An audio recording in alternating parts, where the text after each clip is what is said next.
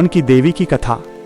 क्या आप जानते हैं कि शब्दों के पीछे एक और संसार है, एक ऐसा संसार जहां वाणी रुक जाती है लेकिन संवाद शुरू होता है। अक्सर हम शोर में इतना खो जाते हैं कि खुद की आवाज सुनना भूल जाते हैं। लेकिन क्या आपने कभी सोचा है कि जब सब चुप होता है तब कौन बोलता है? आज मैं आपको सुनाने जा रहा हूँ मौन की देवी की कथा, एक ऐसी शक्ति की कहानी जो कानों से नहीं आत्मा से सुनी जाती है।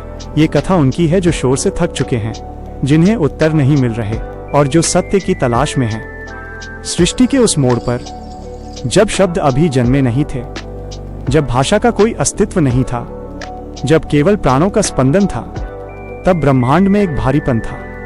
विचार उमड़ रहे थे पर बह नहीं पा रहे थे, भावनाएं थी पर व्यक्त नहीं हो रही थी।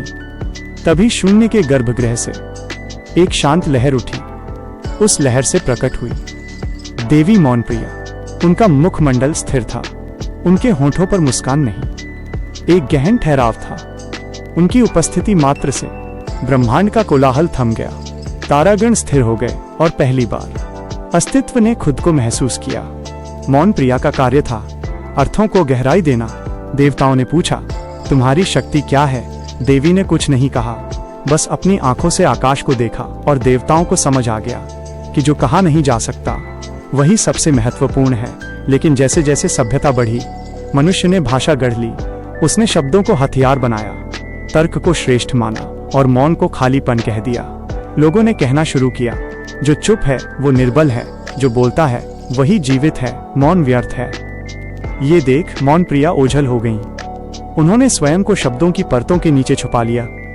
परिणाम ये हुआ कि मनुष्य बोलता तो रहा पर कोई किसी को सुन नहीं पाया। भीतर का शोर इतना बढ़ गया कि संगीत भी शोर लगने लगा, हृदय बंजर होने लगे। क्योंकि संवाद तो था पर संवेदना मर चुकी थी। तब महादेव ने अपनी समाधि खोली। उन्होंने देखा कि संसार शब्दों के जाल में फंस चुका है। शिव ने डमरू बजाया, पर डमरू की आवाज के बाद जो सन्नाटा फैला, उसमें से पुनः मौनप्रिया प्रकट हुई। विष्णु ने कहा, देवी, आपके बिना ज्ञान केवल सूचना है। ब्रह्मा ने कहा, आपके बिना सृजन केवल निर्माण है। देवी बोली, मैं वो अंतराल हूँ जो दो शब्दों के बीच होता है। मैं वो शांति हूँ जो प्रार्थना के बाद बचती है। मैं हर उस मनुष्य के साथ हूँ जो अकेलेपन से नहीं डरता बल्कि एकांत में मुझे ढूंढता है। मौनप्रिया ने संसार को वरदान दिया कि जो प्रतिदिन कुछ क्षण चुप रहेगा उसे वो सुनाई देगा जो कान नहीं सुन सकते। किसी ने मौन में अपना दुख बहते देखा, किसी ने मौन में ईश्वर को पाया, किसी ने स्वयं के भीतर छिपे चोर को पकड़ा और किसी ने असीम प्रेम को महसूस किया। जब मनुष्य उस सन्नाटे से लौटा, उसका मुख शांत था और उसकी वाणी में अमृत था। पर एक राजा था जिसका नाम था जलपक। वो 24 घंटे बोलता था, वो मौन से डरता था। उसे लगता था कि अगर वो चुप हुआ तो उसका अस्तित्व खत्म हो जाएगा। वो शोर करता रहा, आदेश देता रहा, पर धीरे धीरे उसके शब्दों का अर्थ खत्म हो गया। उसकी प्रजा ने उसे सुनना बंद कर दिया। उसके भीतर का संगीत सूख गया। अंत में वह अपने ही शोर में घुट गया। देवी ने कहा, जो बाहर का शोर कम नहीं करता वो सत्य की गूंज कभी नहीं सुन सकता। कलयुग के इस दौर में जहां सूचनाओं का सैलाब है, जहां हर कोई अपनी बात कहना चाहता है पर सुनना कोई नहीं चाहता, मौनप्रिया आज भी प्रतीक्षा कर रही हैं कि कोई आए, अपनी आंखें बंद करे और उस शांति में उतरे जहां आत्मा का परमात्मा से मिलन होता है। शास्त्र कहते हैं, मौन केवल चुप रहना नहीं है, मौन तो भीतर के प्रश्नों का उत्तर है।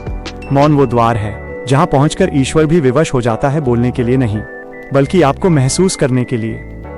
दोस्तों, अगली बार जब आप कहीं शांत बैठें तो उस सन्नाटे से डरिएगा मत। वो मौनप्रिया की गोद है। देवी को पहचानिए, शब्दों को विश्राम दीजिए और अपनी आत्मा के मौन को एक बार फिर जीवित होने दीजिए, क्योंकि सत्य शब्दों में नहीं, मौन में निवास करता है। इसी के साथ यह कथा समाप्त होती है। जय मौनप्रिया की।